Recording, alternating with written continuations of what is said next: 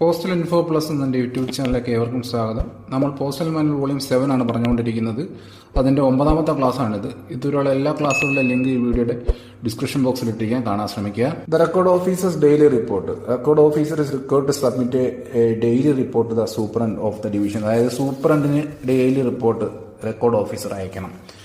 The report should be accompanied by the daily reports of the head sorting assistants and mail guards of the section attached to the record office and by the sorting assistants written explanation of irregularities committed by them. അതായത് ഈ ഒരു daily report record officer സൂപ്രണ്ടിന് അയക്കണം.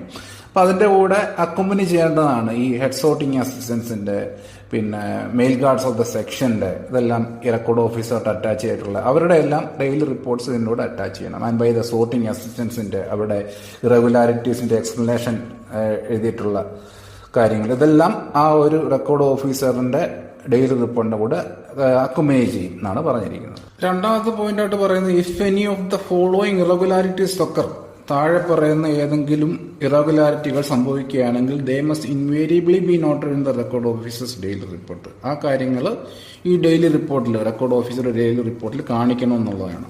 അപ്പോൾ അതാണ് ABCD ഇട്ട് പറഞ്ഞിരിക്കുന്നത് ഏതൊക്കെയാണ് irregularities എന്ന്. Absence of sorting assistant, mail guard or mail peon from the set proceedings on a trip. അതായത് ഈ സോർട്ടിംഗ് അസിസ്റ്റൻസുകൾ, മെയിൽ ഗാർഡുകൾ അല്ലെങ്കിൽ മെയിൽ പ്യൂണൊക്കെ വരാതിരിക്കുന്നത്, അവരുടെ absence.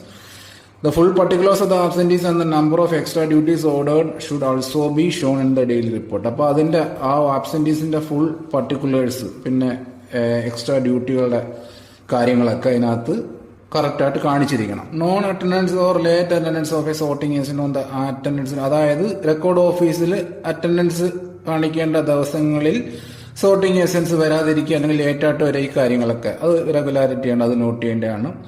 Negligence on the part of a sorting assistant as evidenced by the number of complaints received against him or by careless preparation of work purpose. അതായത് ഈ sorting അസിസ്റ്റൻസിന്റെ ഭാഗത്തുനിന്നുള്ള വീഴ്ചകൾ, കംപ്ലൈന്റുകൾ അവർക്കെതിരെയുള്ള, പിന്നെ വർക്ക് പേപ്പേഴ്സ് പ്രിപ്പയർ ചെയ്യാനുള്ള carelessness, ഇതെല്ലാം note ചെയ്യണം. Loss of sorting assistance metal token or sorting list, അതായത് സോർട്ടിംഗ് അസിസ്റ്റൻസിന്റെ മെറ്റൽ ടോക്കൺ കളഞ്ഞു പോവുക, സോർട്ടിംഗ് ലിസ്റ്റ് കളഞ്ഞു പോവുക. മെറ്റൽ ടോക്കൺ എന്ത്, സോർട്ടിംഗ് ലിസ്റ്റ് എന്തെന്ന് നമ്മൾ ഇന്നും പറഞ്ഞിട്ടുണ്ട് ഒരുപാട് പ്രാവശ്യം. Loss of or damage to any article supply to set, സെറ്റിന് സപ്ലൈ ചെയ്യുന്ന ആർട്ടിക്കിളുകൾക്കുള്ള നഷ്ടം അല്ലെങ്കിൽ ഡാമേജ്, ഇതൊക്കെ സൂചിപ്പിക്കണം. ഇതൊക്കെയാണ് ഇറഗുലാരിറ്റീസ് ആയിട്ട് പറഞ്ഞിരിക്കുന്നത് ഡെയിലി റിപ്പോർട്ട് സൂചിപ്പിക്കേണ്ട. മൂന്നാമത്തെ പോയിന്റ് പറയുന്നത് ഡെയിലി റിപ്പോർട്ടിൽ ഉണ്ടാവേണ്ട ഇൻഫോർമേഷൻസ്.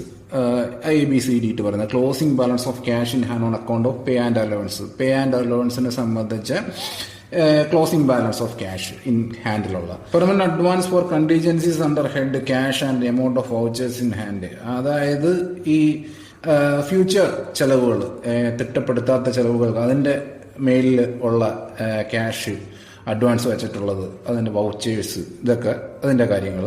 അത് പോസ്റ്റേജ് സ്റ്റാമ്പ്സിന്റെ മേലുള്ള അഡ്വാൻസ്, പിന്നെ ടോട്ടൽ ക്യാഷ് ഇൻ ഹാൻഡ്, ഇപ്പൊ ഇതൊക്കെ അതിനകത്ത് കാണിക്കേണ്ട ഇൻഫോർമേഷൻസ് ആണ്. In addition to the above, മേൽ പറഞ്ഞ കൂടാതെ record officers daily report should also contain particulars of TB orders cancelled in the guidance books of set. അതായത് TB ഓർഡറുകൾ ക്യാൻസൽ ആവുന്ന കാര്യം നേരത്തെ പറഞ്ഞായിരുന്നു. അപ്പോൾ അതിന്റെ ഡീറ്റെയിൽസ് നമുക്ക് കാണിക്കേണ്ടതാണ്. If the record officer is required to attend the arrival or departure of trains, ട്രെയിനിന്റെ വരവ് പോക്ക് സമയത്ത് റെക്കോർഡ് ഓഫീസർ അവിടെ പ്രസന്റ് ആവണമെങ്കിൽ he should mention the hours at which he was present at the railway station. അപ്പോൾ ആ railway സ്റ്റേഷനിൽ അദ്ദേഹം ചെന്ന സമയം ഒക്കെ ഇതിനകത്ത് നോട്ട് ചെയ്യേണ്ടതാണ്.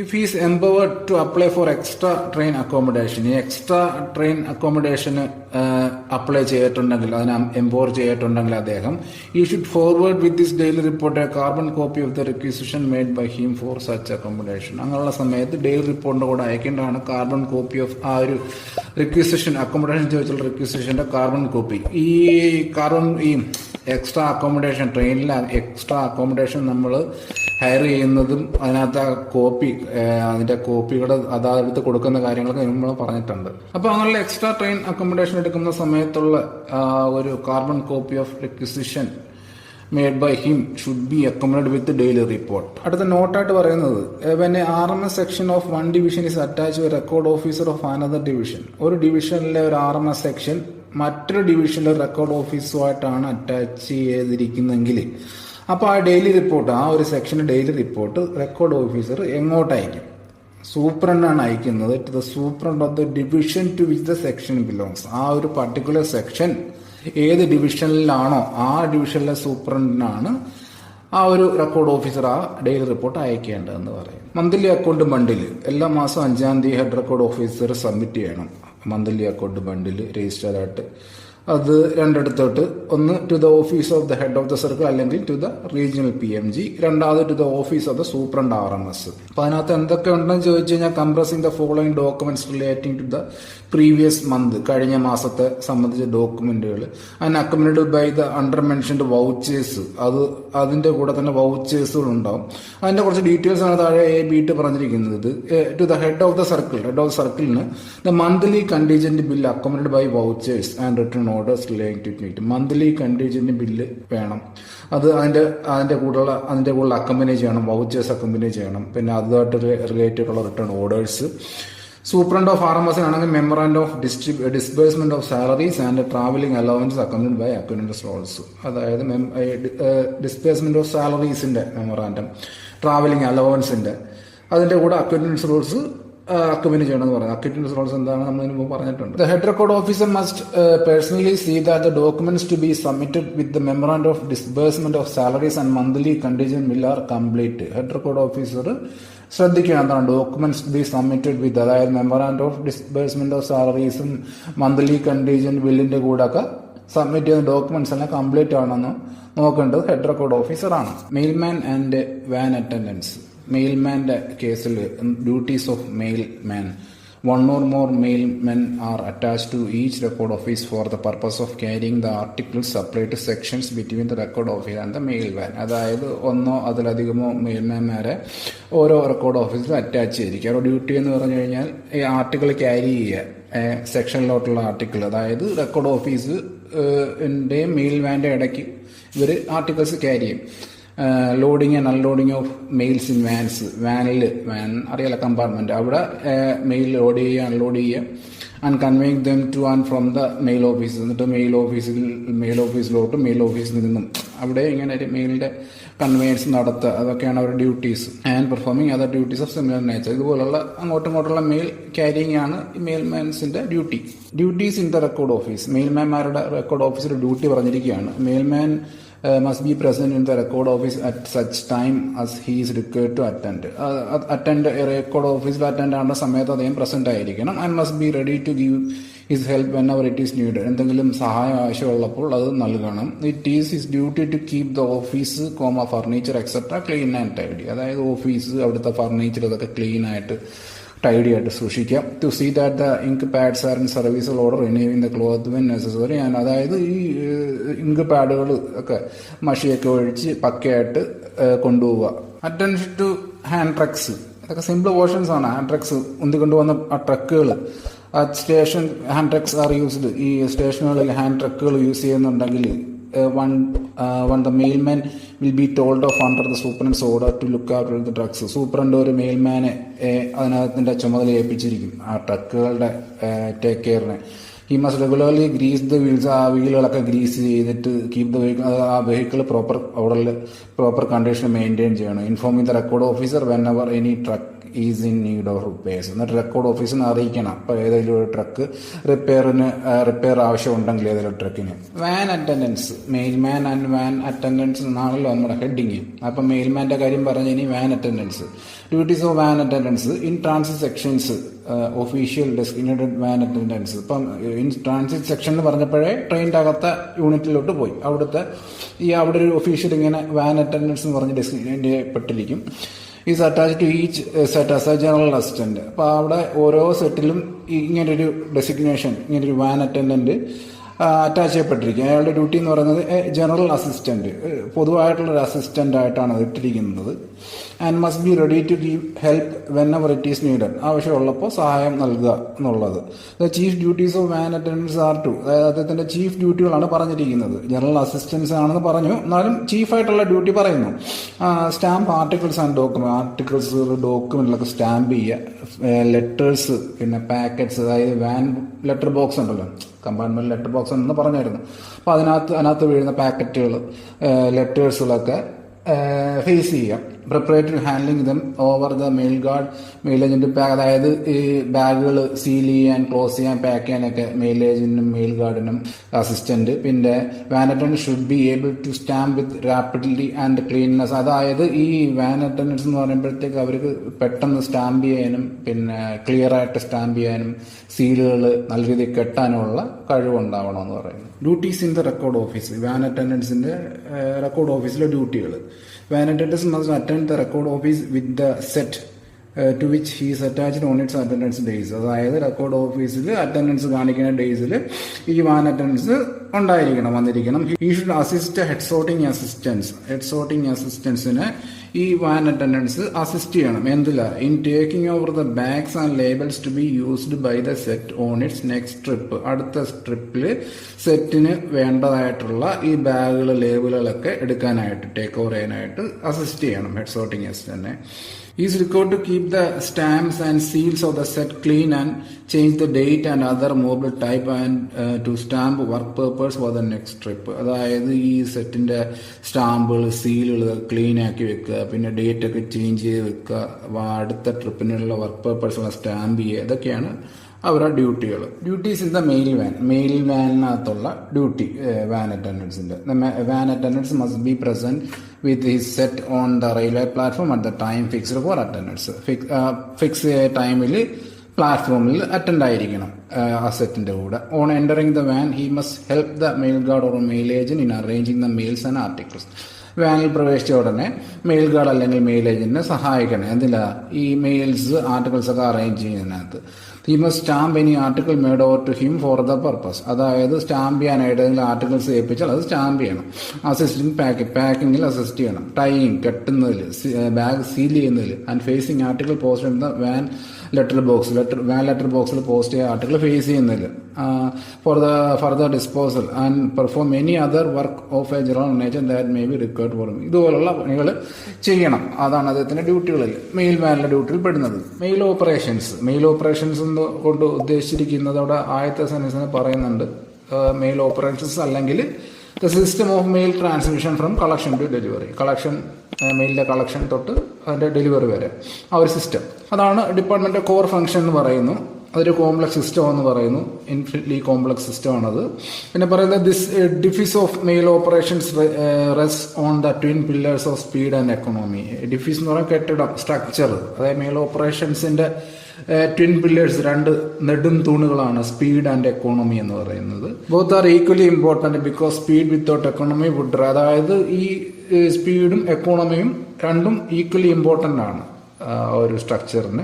സ്പീഡ് വിത്തൗട്ട് എക്കോണമി, സ്പീഡ് മാത്രം കൺസിഡർ ചെയ്യുമ്പോഴത്തേക്കും കോസ്റ്റ് കൂടും, ട്രാൻസ്മിഷന്റെ കോസ്റ്റ് കൂടും. ഇനി സ്പീഡ് കൺസിഡർ ചെയ്യുന്നില്ലെങ്കിൽ, എക്കോണമിയാണ് കൺസിഡർ ചെയ്യുന്നതെങ്കിൽ അത് കൺസ്യൂമർ ഡിസാറ്റിസ്ഫാക്ഷന് ഇടയാക്കും.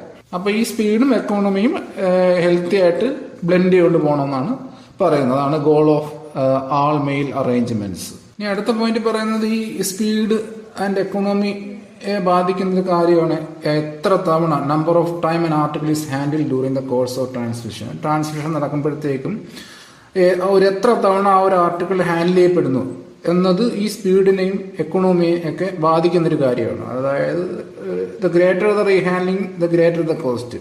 എത്ര ഈ റീഹാൻഡ്ലിങ് കൂടുമ്പോൾ കോസ്റ്റും കൂടും. കാരണം ഒരുപാട് ആൾക്കാർ അതിനകത്ത് ഇൻവോൾവ് ചെയ്യപ്പെടും. ഡിലേ ഉണ്ടാവും. കാരണം more the delay because each handling means time. ഓരോ ഹാൻഡ്ലിംഗ് എന്ന് പറയുന്നത് സമയത്തെയാണ് ഉദ്ദേശിക്കുന്നത്. അപ്പോൾ ഹാൻഡ്ലിംഗ് കൂടുന്നതനുസരിച്ച് അതിന്റെ ഡിലേയും കൂടും, സമയം കൂടും. അതുകൊണ്ട് ഈ റീഹാൻഡ്ലിംഗ് പറ്റുന്നത്ര കുറയ്ക്കണം എന്നാണ് പറയുന്നത്. But the rehandling is inevitable. അതായത് പക്ഷേ കുറയ്ക്കുക എന്ന് പറഞ്ഞാൽ ഒട്ടും ഇല്ലാതാക്കാൻ പറ്റത്തില്ല എന്ന് പറയുന്നു. Therefore, operational efficiency would depend upon a sorting pattern that keeps the element of rehandling to the minimum. അപ്പോൾ ഈ ഓപ്പറേഷണൽ എഫിഷ്യൻസി അത് ബന്ധപ്പെട്ട് കിടക്കുന്നത്, അതിലെ അത് ഡിപ്പെൻഡ് ചെയ്യുന്നത് ഒരു സോർട്ടിംഗ് പാറ്റേണിനെയാണ്. അത് നമ്മൾ വർഷങ്ങളായിട്ട് ഇങ്ങനെ ഒരു കീപ്പ് ചെയ്ത് വെച്ചിട്ടുണ്ട്. അപ്പം അതിനെയാണത് ഈ ഓപ്പറേഷണൽ എഫിഷ്യൻസി ആ സോർട്ടിംഗ് പാറ്റേണിനെ ആശ്രയിച്ചാണ് ഇരിക്കുന്നത്. That keeps the element of rehandling to the minimum. അത് ഈ റീഹാൻഡ്ലിംഗ് മാക്സിമം കുറയ്ക്കും. അടുത്ത എക്സാം പോയിന്റ് ഓഫ് വ്യൂവിൽ ഒരു ഇൻഫർമേഷൻ ആണ്. അതായത് ഹാൻഡ്ലിങ്ങിന്റെ കേസ് പറഞ്ഞല്ലോ, ഹാൻഡ്ലിംഗ് മിനിമം ആയിരിക്കണം എന്നുള്ളത്. എത്ര കഴിയാവുന്ന അത്രയും കുറച്ച് വെക്കണം ഈ ഹാൻഡ്ലിംഗ് എന്ന് പറയുന്നത്. അപ്പോൾ ആ rate of handling within one office, ഒരു ഓഫീസിൽ ആ റേറ്റ് ഓഫ് ഹാൻഡ്ലിംഗ് എന്ന് പറയുന്നത് should not exceed 1.6 per article. 1.6 per article ആണ്, അതിന് കൂടരുത് ആ ഒരു റേറ്റ് ഓഫ് ഹാൻഡ്ലിംഗ് ഒരു ഓഫീസിൽ. അപ്പോൾ അതൊരു ഇമ്പോർട്ടൻ്റ് ഇൻഫോർമേഷനാണ് ഓർത്ത് വയ്ക്കുക. അടുത്ത് പറയുന്നത് ഈ SSRM ഒക്കെ വിസിറ്റ്, മെയിൽ ഓഫീസിലേക്കുള്ള ഒക്കെ വിസിറ്റിൻ്റെ കാര്യം പറയുകയാണ്. Minimum frequency of visits. അപ്പം SSRM അല്ലെങ്കിൽ SRM, ASRM ഒക്കെ divisional office of city divisions 3 visits a week to mail office. ഒരു ആഴ്ചയിൽ 3 വിസിറ്റ് മെയിൽ ഓഫീസിലേക്ക്. Each night set once a fortnight. അതായത് നൈറ്റ് സെറ്റിലേക്ക് ഫോർട്ട് നൈറ്റ് രണ്ടാഴ്ചയിൽ ഒരിക്കൽ ഒരു visit. 1 post office a week, ഒരാഴ്ചയിൽ ഒരു പോസ്റ്റ് ഓഫീസ്. അടുത്ത നോൺ സിറ്റി ഡിവിഷനിലാണെങ്കിൽ SSRM അല്ലെങ്കിൽ SRM അല്ലെങ്കിൽ ASRM ഒക്കെ വിസിറ്റ് ചെയ്യേണ്ടത് once a week visit a mail office at ഹെഡ്ക്വാർട്ടറിലുള്ള മെയിൽ ഓഫീസിൽ ആഴ്ചയിൽ ഒരിക്കൽ visit. 3 mail offices in a month outside the headquarter. ഒരു മാസത്തിൽ 3 മെയിൽ ഓഫീസസ്, അത് ഹെഡ്ക്വാർട്ടറിന് പുറത്തുള്ള. All the sets are to be visited including the SRO as well as 1 post office in that place. എല്ലാ സെറ്റുകളും, അത് SRA ഉൾപ്പെടെ, എന്നിട്ടൊരു പോസ്റ്റ് ഓഫീസും ആ സ്ഥലത്ത്. അടുത്ത SRM സോർട്ടിംഗ് എന്ന് പറഞ്ഞ designation. Attached mail office should visit 1 set of the mail office daily. Mail ഓഫീസിൻ്റെ ഒരു സെറ്റ് ഡെയിലി വിസിറ്റ് ചെയ്യണം. Of these 2 visits will be to the night set every week. അതിനകത്ത് 2 വിസിറ്റുകൾ ഓരോ ആഴ്ചയിലും ഒരു നൈറ്റ് സെറ്റിലോട്ടാണ്. അപ്പം ഞാൻ ഈ പറയുന്ന കാര്യങ്ങൾ സിമ്പിളാണൊന്നുമില്ല, അതൊന്ന് കേട്ടിരിക്കുക എന്നുള്ളതേ ഉള്ളൂ. അത് എന്നാലും ഇതിൻ്റെ ഇത് ഒന്ന് പെട്ടെന്ന് മനസ്സിലാൻ വേണ്ടിയിട്ട് ഒരു പ്രത്യേക രീതിയിൽ ഞാൻ കണ്ടില്ലേ അങ്ങനെ അറേഞ്ച് വെച്ചിരിക്കുകയാണ്. ഇതൊന്ന് നോക്കി വെച്ചാൽ മതി, സ്ക്രീൻഷോട്ട് എടുത്താൽ മതി. അപ്പം നമുക്കത് മനസ്സിലോട്ട് കയറിക്കോളും. ഇങ്ങനെ ഒരുമിച്ച് വായിക്കുമ്പോഴത്തേക്ക് കൺഫ്യൂഷൻ ഉണ്ടാവും. സബ് ഡിവിഷണൽ IRMസിൻ്റെ കേസിൽ once a week visit to each mail office ഹെഡ്ക്വാർട്ടറിലുള്ള മെയിൽ ഓഫീസിലോട്ട് ആഴ്ചയിൽ ഒരിക്കൽ ഒരു visit. Once a month visit to all mail offices including all the sets and SRO and at least 1 post office. പിന്നെ മാസത്തിലൊരിക്കൽ എല്ലാ മെയിൽ ഓഫീസിലും, അതായത് ആ എല്ലാ സെറ്റ് ഉൾപ്പെടെ SRO, പിന്നെ അറ്റ്ലീസ്റ്റ് 1 പോസ്റ്റ് ഓഫീസ്, നേരത്തെ പറഞ്ഞ പോലെ. പിന്നെ മെയിൽ ഓഫീസിലോട്ട് അറ്റാച്ച് ചെയ്തിട്ടുള്ള സൂപ്രണ്ട്, ASRM, IRM ഒക്കെ should spend major portion of the time with the major set. അതായത് മേജർ ആയിട്ടുള്ള സെറ്റിൻ്റെ കൂടെ അവർ കൂടുതൽ സമയം സ്പെൻഡ് ചെയ്യണമെന്ന് പറയുന്നു. അതായത് ശ്രദ്ധ കൂടുതൽ ആ മേജർ സെറ്റിൻ്റെ കൂടെ വേണം എന്ന് പറയുന്നു. അടുത്ത superintendent post office, assistant superintendent of post office, IP ഇങ്ങനെയുള്ള officers make a point to visit regularly the mail offices to post office concerning makes. അവർ ഈ മെയിൽ ഓഫീസുകൾ, പോസ്റ്റ് ഓഫീസ് ഇടപാടിലിരിക്കുന്ന മെയിൽ ഓഫീസ് റെഗുലറായിട്ട് വിസിറ്റ് ചെയ്യണമെന്ന് പറയുന്നു. അതെന്തിനാ? To check the quality of post office sorting. Post ഓഫീസിൽ നിന്നുള്ള സോർട്ടിങ്ങിൻ്റെ ക്വാളിറ്റി മനസ്സിലാക്കാനായിട്ട്. രണ്ടാമത് to examine and design a suitable system of post office sorting in their jurisdiction. അവരുടെ കീഴിലുള്ള പോസ്റ്റ് ഓഫീസിൽ ഒരു സ്യൂട്ടബിൾ ആയിട്ടുള്ള ഒരു സോർട്ടിംഗ് സിസ്റ്റം ഡിസൈൻ ചെയ്യാനായിട്ട്. Of bags, the head sorting and supervisor of the set should check a minimum of 3 sorting bags and 5 station bags received and dispatched daily. അതായത് head sorting assistant, supervisor, സെറ്റുകളിലെ supervisor ഇവരൊക്കെ check ചെയ്യണം. Minimum 3 sorting bag, പിന്നെ 5 station bag receive ചെയ്തത്, despatch ചെയ്തത് daily. Apart from ഇത് കൂടാതെ minimum 2 bag ഈ ലോക്കൽ ഹെഡ് ഓഫീസിലേക്ക് അല്ലെങ്കിൽ ടൗൺ സബ് ഓഫീസിലേക്ക് ക്ലോസ് ചെയ്ത മിനിമം 2 ബാഗുകൾ അത് ചെക്ക് ചെയ്യേണ്ടത് head sorting assistant and supervisor. അടുത്തൊരു ASRMs, IRMs, അതുപോലെ തന്നെ സൂപ്രണ്ട് സോർട്ടിംഗ് മെയിൽ ഓഫീസായിട്ട് അറ്റാച്ച് ചെയ്തിട്ടുള്ളവർ.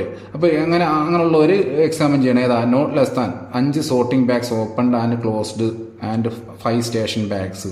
5 സോർട്ടിംഗ് ബാഗുകൾ ഓപ്പൺ ചെയ്ത് ക്ലോസ് ചെയ്തത്, പിന്നെ 5 സ്റ്റേഷൻ ബാഗുകൾ, ഇതൊക്കെ അവർ എക്സാമിൻ ചെയ്യണം. പിന്നെ പറഞ്ഞ register four the purpose of checking of bag should, അതായത് ഈ ബാഗിൻ്റെ ചെക്കിങ്ങിന് വേണ്ടിയിട്ട് ഒരു രജിസ്റ്റർ എല്ലാ മെയിൽ ഓഫീസിലും കീപ്പ് ചെയ്യുമെന്നാണ് പറയുന്നത്.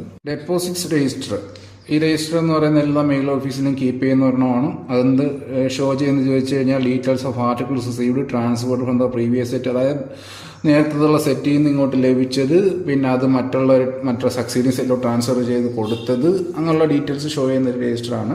This register should be personally seen by the ASRM on duty. അതായത് ഡ്യൂട്ടിയിലിരിക്കുന്ന ASRM ഇത് നോക്കണം. And in the case the set to set transfer exits 24 hours should be brought to the notice of the divisional superintendent. ഈ അങ്ങോട്ടും ഇങ്ങോട്ടൊക്കെ ഉള്ള transfer പറഞ്ഞല്ലോ, അത് സെറ്റ് ടു സെറ്റ് ട്രാൻസ്ഫർ 24 മണിക്കൂറിൽ കൂടുമ്പോൾ അത് ആരുടെ ശ്രദ്ധയിൽ കൊണ്ടുവരണം? ഡിവിഷണൽ സൂപ്രണ്ടിൻ്റെ ശ്രദ്ധയിൽ കൊണ്ടുവരണം. അത് 48 മണിക്കൂർ കൂടുകയാണെങ്കിൽ it should be brought to the notice of head of the circle and PMG യുടെ ശ്രദ്ധയിൽ കൊണ്ടുവരണം. അത് 72 മണിക്കൂർ കൂടുകയാണെങ്കിൽ you should be brought to the notice of the DG post. ഇപ്പോൾ തൽക്കാലം ഇവിടെ വെച്ച് നിർത്തുവാണ്. ഇനി ബാക്കിയുള്ളത് നമുക്ക് അടുത്ത വീഡിയോയിൽ ചർച്ച ചെയ്യാം. വീഡിയോയെക്കുറിച്ചുള്ള അഭിപ്രായങ്ങളും നിർദ്ദേശങ്ങളും കമൻറ്റുകളെ രേഖപ്പെടുത്തുക, സപ്പോർട്ട് ചെയ്യുക. Thank you.